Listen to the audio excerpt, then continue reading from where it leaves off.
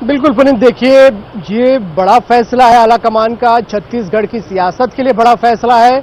आगे क्या होगा ये प्रिडिक्ट करना थोड़ा सा मुश्किल यहाँ पर अब मुझे लग रहा है कि राजनीतिक पंडित भी बचेंगे कि आगे किस तरीके से अब सियासत चलेगी यहाँ पर, क्या गुड़ा भाग बनेगा, क्या समीकरण बनेगा। क्योंकि आलाकमान ने एक बड़ा फैसला लेकर टीएस सिंहदेव की नाराजगी को तो खत्म कर दिया। सरगुजा में उनकी जो पैठ है उसको देखते हुए ये बड़ा फैसला लिया गया, क्योंकि साथ मिलकर चलना है, ये बात भी टीएस सिंहदेव कह रहे हैं, तो दोनों साथ मिलकर चलेंगे, आलाकमान ने कह दिया। लेकिन भाजपा के अपने अलग आरोप हैं और कांग्रेस में अब क्या समीकरण बनता है, क्योंकि डिप्टी सीएम बनने के बाद किस तरीके से ये संतुलन बनाकर दोनों यहाँ पर चल पाते हैं, ये भी एक अपने आप में बड़ी बात है कि छत्तीसगढ़ में 4 महीने बाद जब चुनाव है, जय और वीरू 2018 में जिस तरीके से एक ही रथ पर सवार होकर चलते थे, अब ऑफिशियली सरकार बनने के बाद सीएम और डिप्टी सीएम के तौर पर एक ही साथ निकलेंगे। क्या जो तमाम कयास लगाए जाते थे दोनों के बीच के, उन पर एक तरीके से विराम लग जाएगा। बहुत जल्दबाजी होगी कुछ भी कहना यहाँ पर। आलाकमान ने अपने स्तर पर फैसला किया है। पुनीत, अंबिकापुर जो कि टीएस सिंहदेव का विधायक है, जहां से वो विधायक है, जश्न का माहौल भी वहां पर है, वहां पटाखे फोड़े जा रहे हैं उनके समर्थकों द्वारा। लेकिन मैं फिर कह रहा हूं कि इस फैसले से नाराजगी खत्म करने की कोशिश की गई है।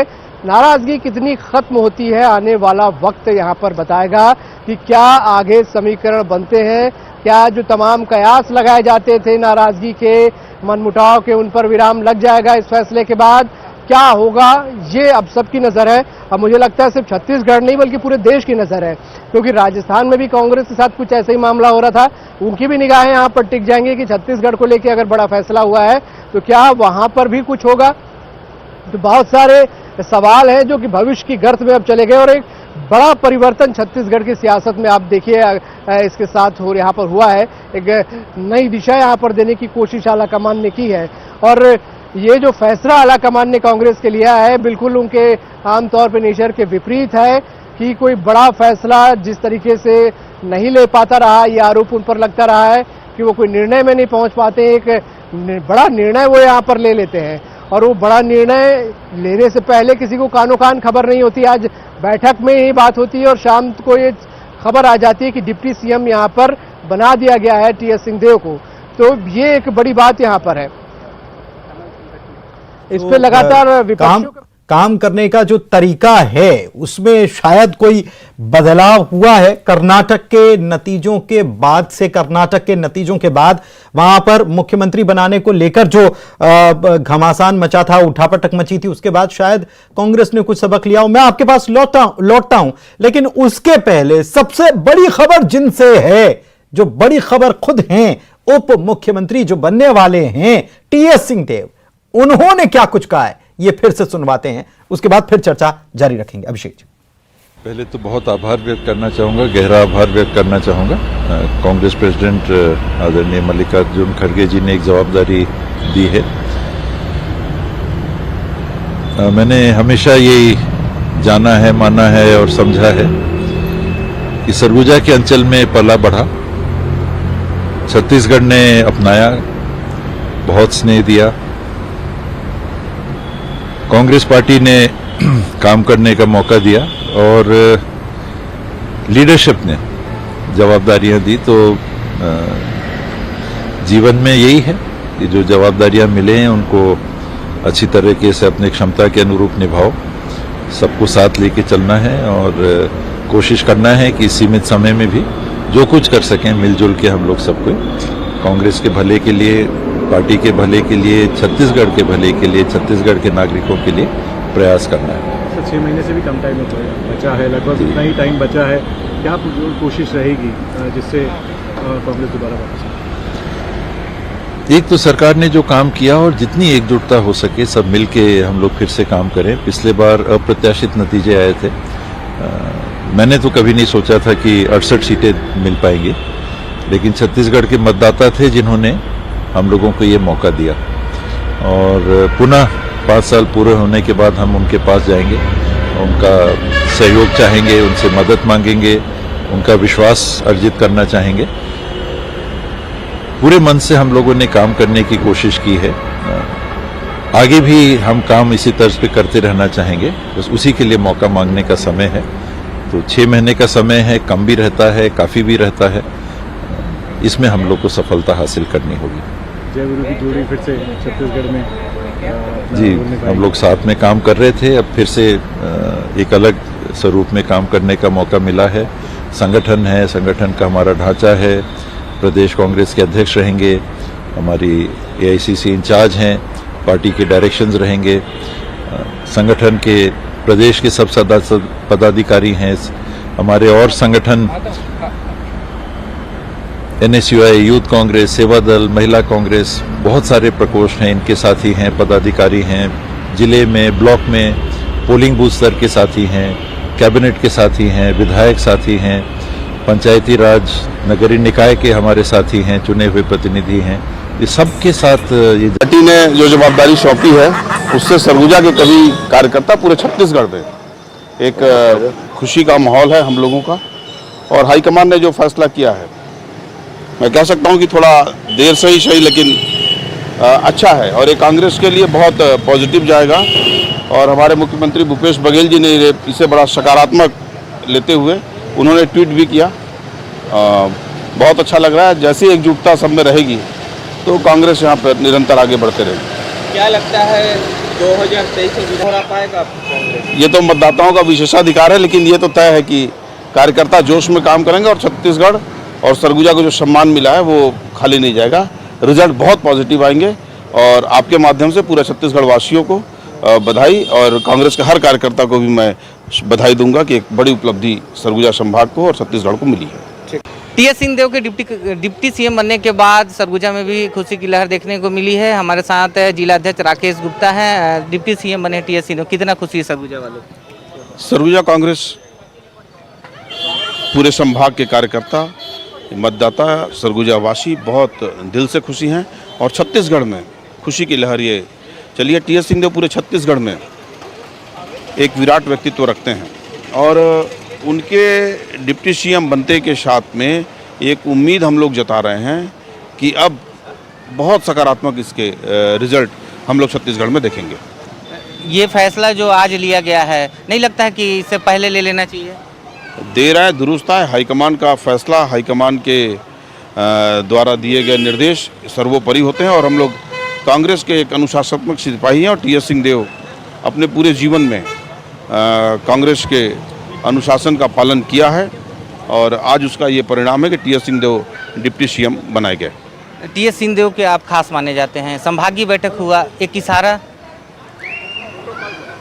लोकतंत्र है कांग्रेस में, जो बातें थी वो खुल के चर्चा हुई और आज उसके सकारात्मक रिजल्ट हैं।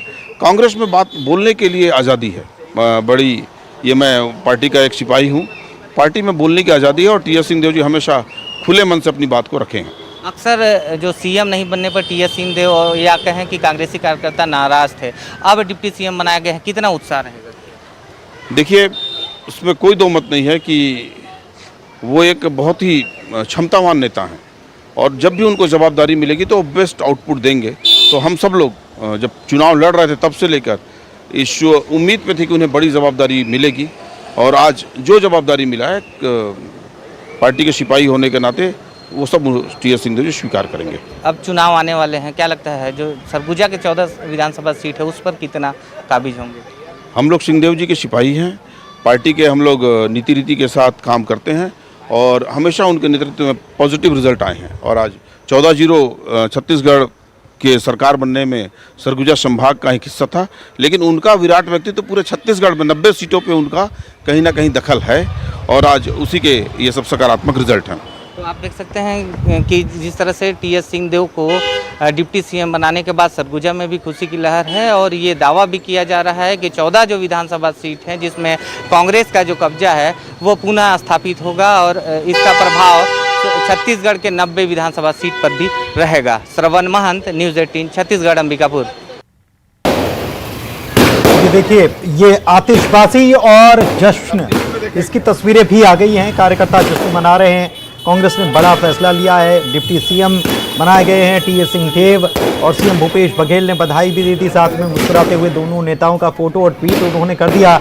दिल्ली में बैठक के बाद ये फैसला लिया गया। उस बैठक में मौजूद थे खुद मल्लिकार्जुन खड़गे, राष्ट्रीय अध्यक्ष, पूर्व अध्यक्ष राहुल गांधी, मुख्यमंत्री भूपेश बघेल और साथ ही में टीएस सिंहदेव, जिनको लेकर यह फैसला लिया गया। बार बार सवाल यही उठ रहा है कि देर से यह फैसला लिया गया, क्या ये पहले ले लिया जाना चाहिए था?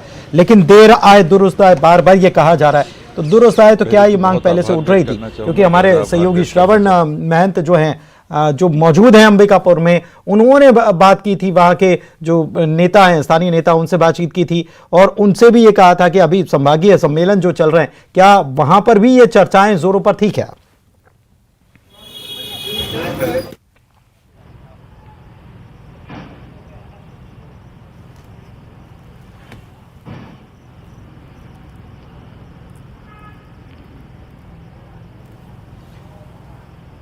अभिषेक शुक्ल हमारे साथ लगातार बने हुए हैं, उनके पास एक बार फिर से चलते हैं। अभिषेक जी, ये श्रवण जो बात कर रहे थे कि ये संभागीय सम्मेलन जो चल रहे थे अभी हाल ही में जो संपन्न हुए हैं, तो क्या वहां पर भी ये बात पुरजोर तरीके से उठाई गई, इसलिए भी कांग्रेस को ये आनन फानन में ये फैसला लेना पड़ा? क्या ये माना जाए?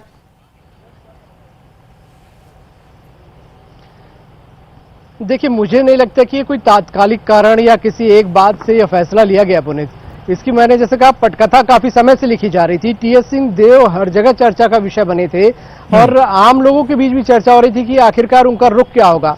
वो जरूर अपनी बातों को, चाहे संभागीय सम्मेलन हो या कुछ भी हो, वो खोलकर बोलते रहे थे। और हालांकि ये बात भी वो जाहिर बार बार करते रहे थे कि कांग्रेस के लॉयल वो सिपाही हैं, कभी कांग्रेस छोड़ेंगे नहीं। लेकिन नाराजगी मीडिया के सामने जताने के साथ साथ तो निश्चित तौर पे आला कमान के भी संपर्क में थे, वहां भी बार बार इस बात को जता रहे थे। और जो कांग्रेस के प्रभारी हैं या केंद्रीय नेता हैं, वो इस बात की फीडबैक लगातार आला कमान को दे रहे थे कि टीएस सिंहदेव नाराज चल रहे हैं और बड़ा नुकसान उठाना पड़ सकता है चुनाव में, क्योंकि एक बड़ा प्रभाव वाला एरिया उनका है। पिछले चुनाव में भी साथ काम किए थे, तो ऐसे में कांग्रेस क्या किसी बड़े नुकसान को उठाने के लिए तैयार है? बहुत सारे सवाल, बहुत सारे फीडबैक लगातार आला कमान के पास जा रहे थे।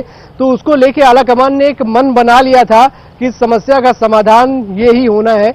आला कमान के साथ वेणुगोपाल भी बैठे होंगे, खड़गे भी बैठे होंगे। लेकिन इस फैसले को भी लेना, इस फैसले को भी मैं आपसे ये समझना चाह रहा हूं कि इस फैसले को लेना, उप मुख्यमंत्री बनाना, समय कम है, कांग्रेस भी ये जाहिर सी बात है कि जान रही होगी और एक 2.5 साल की बात कहीं ना कहीं तो हुई होगी जो चर्चा में है, भले ही वो लिखित तौर पर तो नहीं हुई हो, लेकिन ये सब होना और उसके बाद उनको ये एक बड़ा बात ये भी होगी कि टीएस सिंहदेव को इसके लिए मना लेना।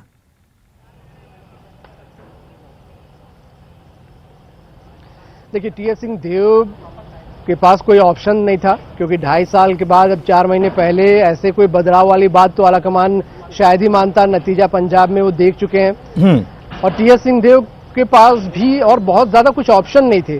और वो इस बात को कहते भी रहे कि आलाकमान जो बोलेगा वो मानेंगे। ऐसे में डिप्टी सीएम का भी पद मिलना मेरे ख्याल से एक बड़ी उपलब्धि है टीएस सिंहदेव के लिए पुनीत यहाँ पर, क्योंकि उनके अपने इलाके में उनके कार्यकर्ता ये सवाल उठाने लगे थे कि आखिरकार क्या आप जो 2.5 साल की बात करते थे वो क्या हुआ उस पे। तो शायद टीएस सिंहदेव के पास भी कोई जवाब नहीं था। ऐसे में उनको डिप्टी सीएम का पद अगर मिल रहा है तो टीएस सिंहदेव के लिए भी ये बड़ी बात है कि डिप्टी सीएम के पद पर वो आ गए हैं। एक सम्मानजनक पद यहाँ पर दिया गया है, उनकी बात को भी रखा गया है और मुख्यमंत्री भूपेश बघेल की बात को भी रखा गया है। तो दोनों के बीच एक सामंजस्य बिठाने की कोशिश इस बैठक में हुई है। दोनों ने, मुख्यमंत्री ने ट्वीट करके इस बात का बधाई दी है, फोटो भी जारी किया गया है। टीएस सिंहदेव ने साथ मिलकर काम करने की बात कही है। तो एक मैसेज भी दी जाता है पार्टी में। और टीएस सिंहदेव जैसे बड़े नेता को नाराज भी नहीं करना चाह रही थी पार्टी। ऐसे में मुझे लगता है कि दोनों को साधने की कोशिश की गई है कि कोई नाराज ना हो। 4 महीने बचे में ऐसा ना हो कि लड़ाई के चक्कर में कोई बड़ा नुकसान हो जाए। इसीलिए नाराजगी को दूर करने का यह प्रयास है और नाराजगी को दूर करने के प्रयास के साथ साथ यही समाधान निकालने की कोशिश की गई है। लेकिन क्या लगता है, ये नाराजगी दूर करने की तो कोशिश है ही, लेकिन आपको ये क्या लगता है कि मध्य प्रदेश से, क्योंकि लंबे वक्त के बाद मध्य प्रदेश, छत्तीसगढ़ दोनों जगह सरकार कांग्रेस ने बनाई थी, हालांकि मध्य प्रदेश से तो सत्ता छिन गई, लेकिन एक बड़ा झटका ये हर राज्य में देखा गया है कि कांग्रेस की जहां सरकार है, राजस्थान की बात कर लें, हिमाचल की बात कर लें, मध्य प्रदेश में थी, छत्तीसगढ़ की बात कर लें, कर्नाटक में हाल ही में जीत दर्ज की है। तो दो पैरेलल पावर सेंटर एक प्रकार से जिसे कहा जाए तो वो थे कि दो नेता हैं और दोनों बड़े बड़े दावेदार हैं। तो ये एक छत्तीसगढ़ का जो फैसला है कितना दूसरे राज्यों पर असर डालने वाला है, और क्या कांग्रेस की रीति नीति कर्नाटक के बाद से कुछ बदल गई? देखिए पुनीत जी कर्नाटक से शुरुआत हो गई थी और शायद वहां जिस तरीके से सब बढ़िया मैनेज हुआ, उसके बाद मुझे लगता है ये फॉर्मूला छत्तीसगढ़ के लिए फिर निकला है दूसरे राज्यों के लिए। और मुझे लगता है कर्नाटक के फैसले के बाद ही छत्तीसगढ़ के बारे में भी कुछ इसी तरीके के फैसले लेने के बारे में विचार हुआ होगा और इस नतीजे पर पहुंचा गया। और मुझे लग रहा है कि छत्तीसगढ़ के बाद राजस्थान को लेकर भी आला कमान कोई बड़ा फैसला ले सकता है। हो सकता है, जो जानकारी आ रही है कि बहुत जल्द राजस्थान को लेकर भी कोई बैठक होगी। हो सकता है कि इसी फॉर्मूले को राजस्थान में भी अपनाने की कोशिश की जाए, क्योंकि आलाकमान नहीं चाह रहा कि पार्टी में लड़ाई झगड़े हो, असहमति हो, फूट हो और गलत मैसेज जाए। क्योंकि अगर उनकी पार्टी उस इलाके में मजबूत मानी जा रही है, अगर एक से ज्यादा लोग बढ़िया काम कर रहे हैं और अगर डिप्टी सीएम बनाने से ये नाराजगी खत्म हो रही है, तो वो इस फार्मूले को निश्चित तौर पे आगे बढ़ाना चाहेगा। और ये कर्नाटक से इसकी शुरुआत हुई है मुझे लग रहा है, क्योंकि एक चर्चा वहां भी आई थी ऐसी कि 2.5 साल का फार्मूला हो सकता है, लेकिन बात वहां कहीं न कहीं कुछ बदलाव, और वहीं से ये केवल ये बदलाव यहीं पर ये जो एक बड़ा फैसला छत्तीसगढ़ के लिहाज से ही नहीं, बल्कि ये भी बताता है कि कांग्रेस में भी कुछ न कुछ फैसलों के लिहाज से कांग्रेस ने अपनी रणनीति बदली है या बदलाव करने की तैयारी शुरू की है, जिसके लिए पहले शायद ऐसा लगता था कि कांग्रेस कुछ फैसलों पर अडिग रहती है, भले ही उसको चाहे कितना भी उसमें नुकसान झेलना क्यों ना पड़ जाए। ठीक है, आप हमारे साथ बने रहिए। नेता प्रतिपक्ष की तरफ से क्या कुछ प्रतिक्रिया आई है, गृह मंत्री ने क्या कुछ कहा है, ये सारी बातें सुनवाते हैं, हमारे सहयोगियों ने भेजी।